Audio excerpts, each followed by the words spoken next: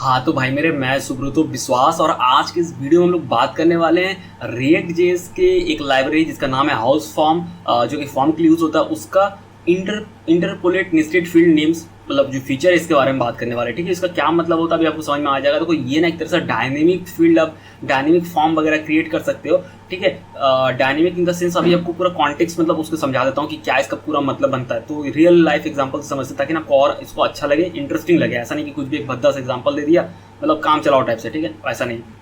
तो देखो क्या होता है कि आप 10th क्लास में पढ़े होंगे। ठीक है, 10th या 11th 12th में पढ़े होंगे। तो क्या होता है 10th में आप याद करना, मतलब हर एक स्टेट का अलग अलग रूल होता होगा जहाँ तक मेरे को पता है, मतलब स्कूल का होता होगा ना कुछ ऐसा। तो हमारे स्कूल में ऐसा था, मतलब बहुत सारे स्कूल में ऐसा होगा। ठीक है, तो भाई ऐसा था कि 10th क्लास में आप जो सब्जेक्ट चूज करते हैं उसमें क्या होता है कि भाई एक आपको ऑप्शन रखना पड़ता है, मतलब कि आप हिंदी चूज करो अपना मेन सब्जेक्ट, या तो फिर आप संस्कृत को मेन सब्जेक्ट चूज करो। दोनों में से एक को ना शायद ऑप्शनल रखना पड़ता है, ऐसा कुछ था। मतलब ये उतना याद नहीं आ रहा है। जैसे 12th में होता है ना कि भाई आप तो बायो ले लो या तो फिर मैथ्स ले लो, है ना। कुछ उसमें भी होता है कि भाई कुछ ऑप्शनल जैसा या ऐसा कुछ होता है। तो यहाँ पे भी जिसको एक्स्ट्रा बोलते हैं भाई, एक्स्ट्रा सब्जेक्ट ऐसा कुछ बोल देते हैं नॉर्मली, मतलब ऐसे नॉर्मली मतलब बोलचाल में बोलते हैं भाई वो एक्स्ट्रा सब्जेक्ट है ऐसा बोलते हैं, ऑप्शनल बोल दिया। फिर इलेक्टिव जो बोलते हैं नॉर्मली कॉलेज वगैरह जो कोर्स बनते हैं, जैसे एमसीए या बीसीए में होता है ना इलेक्टिव सब्जेक्ट इसको बोलते हैं। जहाँ तक मतलब हमको पता है भाई, ज़्यादा इसमें जानकारी नहीं। अब भूल गए 10th क्लास में था ऐसा कुछ, मतलब शायद। तो उसमें क्या होता है कि भाई जैसे एक सब्जेक्ट ऑप्शनल है, तो मान लो कि यहाँ पर आप ऐसा कुछ फॉर्म बना रहे हो जहाँ पर कि स्टूडेंट 12th क्लास का एडमिशन करवा रहा है। अब भाई ऐसा तो नहीं कि हर एक स्टूडेंट मेन सब्जेक्ट में हिंदी को रखा होगा, या फिर हर ऐसा तो नहीं हर एक स्टूडेंट मेन सब्जेक्ट में संस्कृत रखा होगा। तो कुछ स्टूडेंट संस्कृत में रखा होगा, कुछ भाई इस स्टूडेंट जो है ये रखा होगा, मतलब कि हिंदी को मेन में रखा होगा। ठीक है, तो यहाँ पे मान लो सब्जेक्ट के मार्क्स ले रहे हो, कुछ कुछ सब्जेक्ट तो कॉमन होगा ना। तो भाई एक फील्ड तो भाई डायनेमिक बनेगा नहीं। जैसे कि यहाँ पे अगर मान लो हम अपना नाम लिख देते हैं, नेम ये फील्ड है और यहाँ पे अपना नाम लिखिए, तो भाई ये तो स्टैटिक फील्ड हो गया। ठीक है, नेम सुब्रतो विश्वास हमेशा वही आएगा, क्योंकि अब जो नेम लिखोगा वही आएगा। सिंपल है, यहाँ पे तो नेम की जगह ईमेल तो नहीं आ जाएगा, है ना, या फिर फोन नंबर तो नहीं आ जाएगा, नेम ही आएगा। तो अभी क्या है कि भाई यहाँ पे हम लोग कुछ कॉमन फील्ड दे सकते हैं, जैसे कि मान लो कंप्यूटर सब्जेक्ट जो कि कॉमन होता है, इंग्लिश हो गया, साइंस हो गया, ये सारा कॉमन हो गया। लेकिन हिंदी या फिर संस्कृत दोनों में से एक कॉमन नहीं है, क्योंकि दोनों में से कोई एक ही मेन होगा। तो हम लोग कैसे उसको डायनेमिक बना सकते हैं, यानी कि यहाँ पे जो सब्जेक्ट का नेम आएगा थर्ड में वो या तो हिंदी आएगा या तो संस्कृत आएगा। ठीक है, दोनों फील्ड देंगे फिर दोनों आ जाएगा, फिर भद्दा लगेगा। ठीक है, तो इसको एडवांस कैसे बना सकते हैं वही हम लोग देखने वाले interpolate nested field names feature की मदद से। ठीक है, तो चलिए देखते हैं। तो वापस जाते हैं कोडिंग पे, और यहाँ पे तो आपको सब कुछ समझ में आ ही रहा होगा, ऐसा नहीं कि नहीं समझ में आ रहा होगा। 3-4 वीडियो देख लिए होंगे तो आपको ये सारा समझ में आ गया कि भाई ये फॉर्म क्या है और ये ऐसे क्यों लिखते हैं, और भाई ये फील्ड क्या है, कंपोनेंट सारा कुछ समझ में आ ही गया होगा। तो फिर सब नहीं बता रहे, मतलब यहाँ तक मान के चल, क्योंकि बहुत अच्छे से एक्सप्लेन कर दिए 3-4 वीडियो में इस सीरीज में, तो आपको ये समझ में आ ही गया होगा। ठीक है, तो ये जो फील्ड अब तो ये कॉमन है, तो क्या करते हैं पता है, इस फील्ड को यहाँ कॉपी करते हैं और फिर से पेस्ट करते हैं। तो मान लो कि कुछ कॉमन सब्जेक्ट, जैसे कि मान लो कंप्यूटर जो कि कॉमन होने वाला है। ठीक है, कंप्यूटर, और यहाँ पे जो है प्लेस होल्डर में लिखते हैं इंटरव्यू, क्या लिखे भाई, मार्क्स, कंप्यूटर मार्क्स, या जो भी कंप्यूटर सब्जेक्ट मार्क्स जो भी लिख सकते हैं, मतलब सब्जेक्ट मार्क्स। ठीक है, इस तरीके से, और इसको सेव करते हैं। और अगर देखें यहाँ पे तो इंटरव्यू कंप्यूटर सब्जेक्ट मार्क्स आ रहा है। ठीक है, और भाई यहाँ पे जो है रुको, ये इसका जो स्टार्टर कोड है ना वो दे देंगे, लिंक डिस्क्रिप्शन पे तो आपको मिल जाएगा। उसको इस स्टैक के अंदर डाल देते हैं, तब वो स्पेसिंग सही मेंटेन करेगा, थोड़ा अच्छा लगेगा, तो भद्दा लगता है। ठीक है, अब देखते हैं। तो यहाँ पे जो है भाई मान लो कि अगर 95 देते हैं, ठीक है, और सबमिट करते हैं, तो भाई ऑब्वियसली यहाँ पे कंप्यूटर में 95 आएगा।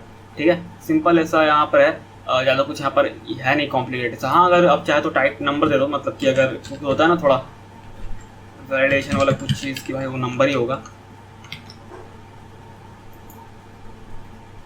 इस बार भी टेक्स्ट ही आ रहा भाई, ये क्या मजाक है। उसे देखते हैं, टाइप तो नंबर दे दिया, हाँ इस बार नंबर आ जाएगा। तो यहाँ पे मान लो कि सुब्रतो विश्वास लिख दिए, और मान लो कंप्यूटर भाई 100 में 100 आ गया, मान के चलो। ठीक है, हाँ भाई ये क्या हो रहा है, स्ट्रिंग आ रहा है ये। तो भाई यहाँ पे क्या कर सकते हो, ये 100 आ रहा है, तो सिंपली यहाँ पे जो है इसका टाइप नंबर है, लेकिन यहाँ पे जो सेट वैल्यू हो रहा है तो अल्टीमेटली वो शायद स्ट्रिंग जाता होगा, मतलब ऐसा कुछ। तो यहाँ पे जो है ऐसा ऑन चेंज पे आप देख सकते हैं, कॉन्सोल लॉग करके E dot target dot value, भाई वो नंबर जा रहा है स्ट्रिंग जा रहा है। अच्छा ऑन चेंज लगा हुआ था ना, तो अगर अच्छा यहाँ तो ये काम भी नहीं करेगा, बट हाँ बट यहाँ पे नंबर दिख रहा है। ठीक है, तो इसको ऐसा करते हैं, वो स्ट्रिंग हो जा रहा है, तो क्या करते हैं उसको ना नंबर में कन्वर्ट कर देंगे, सेट वैल्यू जो हो रहा है E dot target dot value को, क्योंकि वो नंबर जा रहा था ऐसा कुछ था, तो यहाँ पे जो है नंबर में इसको पास कर देते हैं ताकि वो एक्चुअल में नंबर वैल्यू ही हो जाए। ठीक है, मतलब ऐसा कुछ यहाँ जरूरी नहीं था, सिंपल एग्जांपल है, लेकिन फिर भी इसको थोड़ा रियल बना लेते हैं तो पूरा परफेक्ट एग्जांपल ये बन जाएगा। ठीक है, तो इस बार यहाँ पे लिखते हैं सुब्रतो और यहाँ पे मान लो कि 100 देते हैं ऐसे। तो इस बार जो है सबमिट करते हैं फॉर्म को, तो यहाँ पे नंबर आ गया। ठीक है, तो यहाँ पे कंप्यूटर ये कॉमन सब्जेक्ट है, लेकिन मान लो कुछ ऐसा सब्जेक्ट हो जो कॉमन नहीं है, जैसे हिंदी या संस्कृत का बोले ना, तो उसके लिए कैसे करेंगे, वो डायनेमिक फील्ड कैसे बनाएंगे। तो उसके लिए मान के चलो आप चाहे तो यहाँ पर और 2-3 सब्जेक्ट ऐड कर दो, जैसे कि मान लो जो होता है ना हिस्ट्री वगैरह या फिर और भी सब्जेक्ट जो भी है वो सारा। लेकिन अभी हम लोग जो डायनेमिक फील्ड है वो देखते हैं, तो वो कैसे करेंगे। तो उसके लिए ना आपको कुछ एक एक्सटर्नल सोर्स चाहिए होगा कि जिसके बेस्ड पे वो डायनेमिक फील्ड बनेगा। ठीक है, तो यहाँ पे मैं ना ये टोगल बटन ले रहा हूँ जिसमें कि 2 सब्जेक्ट देंगे, वो चूज़ करेंगे यूज़र, या तो फिर ये हो या तो फिर वो ऐसा वाला कुछ। ठीक है, यहाँ आप इसको कॉपी कर लेते हैं, इसका अगर डॉक्यूमेंटेशन ओपन करेंगे आपको मिल जाएगा। इसको कॉपी कर लेते हैं और इसको ना फॉर्म के ऊपर कहीं पर भी, मतलब उससे मतलब नहीं, फॉर्म के अंदर ही रहेगा, फॉर्म के ऊपर कहीं पर भी पेस्ट कर देते हैं और यहाँ पे सारा हटाते हैं, बस एक को रहने देते हैं, आइकन नहीं रहने देते हैं। यहाँ पे देते हैं हिंदी। ठीक है, हिंदी, तो हिंदी सब्जेक्ट होगा और इसका जो है वैल्यू दे देते हैं हिंदी। ठीक है, ये हो गया और इसी को कॉपी पेस्ट कर लेते हैं और एक देते हैं संस्कृत।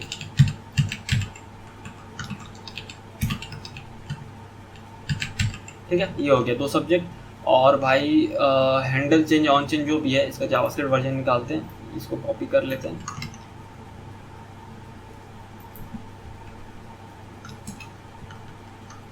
ठीक है, तो यहाँ पे अलाइनमेंट है, इसको चेंज कर देंगे। यहाँ पे अलाइनमेंट के बाद सब्जेक्ट कर देते हैं, अरे यार सब्जेक्ट, और सेट अलाइनमेंट की जगह पे सेट सब्जेक्ट, ऐसा कर देते हैं। और भाई यहाँ पे जो है यूज स्टेट हुक को हम लोग इम्पोर्ट कर ही लेंगे और क्या करते हैं, बाय डिफ़ॉल्ट कुछ भी वैल्यू नहीं देते हैं। ठीक है, और यहाँ पे जो है न्यू अलाइनमेंट की जगह पे न्यू सब्जेक्ट लिख देता है। सही रहेगा तो कोई दिक्कत नहीं, लेकिन सही रहेगा अगर नाम सही से रहे तो। ये हो गया और अभी इंपोर्ट कर लेना पड़ेगा यूज स्टेट हुक को रिएक्ट से, और साथ में वो टोगल क्या है, टोगल बटन ग्रुप, और भाई टोगल बटन ग्रुप।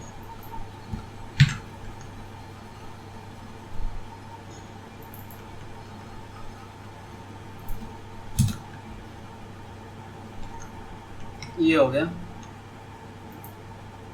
हाँ, यूज़र जैसे हिंदी सेलेक्ट किया तो संस्कृत सेलेक्ट किया। ठीक है, इस तरीके से तो हम लोग क्या करेंगे, इसी के वैल्यू को इसी के वैल्यू को बेस पकड़ेंगे और भाई उसको यहाँ फील्ड में मतलब दे देंगे। ठीक है, वो चीज़।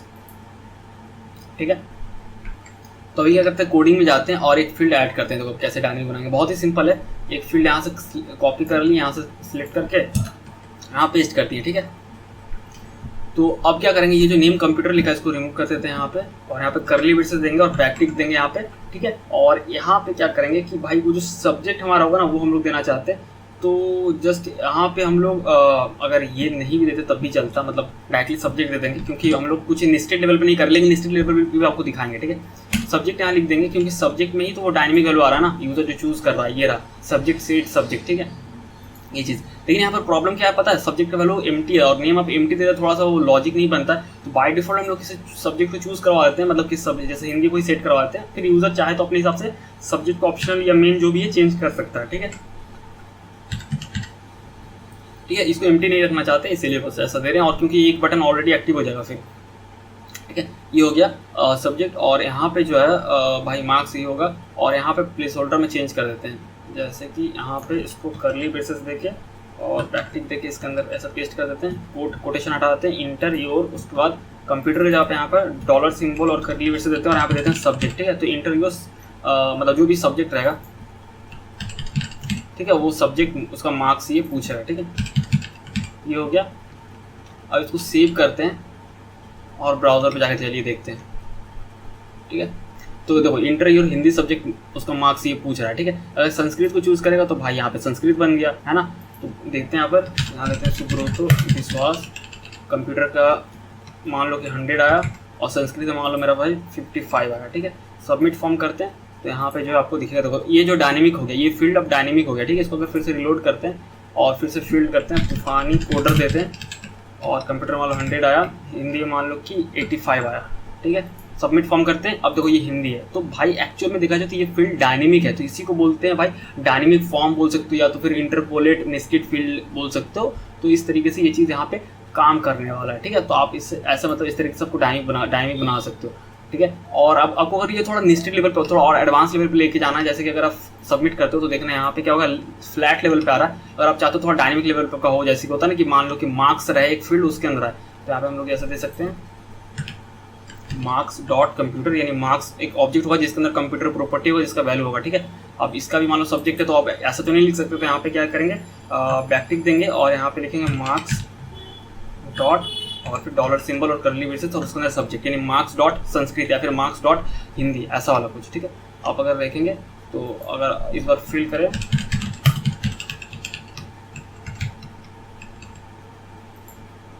ये देखो तो मार्क्स एक फील्ड आया जिसके अंदर कंप्यूटर और हिंदी आया, ठीक है। अगर संस्कृत कर देते तो यहाँ पे जो है फील्ड करते हैं, तो भाई यहाँ पे जो है मार्क्स में कंप्यूटर और संस्कृत आता, देखो इस तरीके से। तो डायनेमिक इस तरीके से आप बना सकते हो, ऐसे भी करके आप चीज़ों को मतलब नेस्टेड लेवल पे भी लेके जा सकते हो, एकदम एडवांस लेवल पे लेके जा सकते हो इस तरीके से, ठीक है। तो काफ़ी कमाल के एग्जांपल था, आपको समझ में आ गया हो कि कैसे आप रियल लाइफ एग्जांपल में इस तरह की सिचुएशन में डील कर सकते हो, इस तरह के सिचुएशन के साथ कैसे इंटरपोलेट नेस्टेड फील्ड जो भी फीचर है, जो भी तरीका है, इस टेक्निक को यूज़ करके, ठीक है। तो आशा करता हूँ आपको ये समझ में आ गया होगा। अगर फिर भी कोई कहीं दिक्कत है, डाउट है, नहीं समझ में आया, कुछ मतलब है ऐसा टाइम स्टेप, आप नीचे मतलब कमेंट करके पूछ सकते हो भाई यहाँ से यहाँ तक नहीं समझ में आया, या तो फिर आप इंस्टाग्राम पे @तूफानी कोडर पे पूछ सकते हो अपना क्वेश्चन, ठीक है। तो फिर मिलते हैं अगले वीडियो में।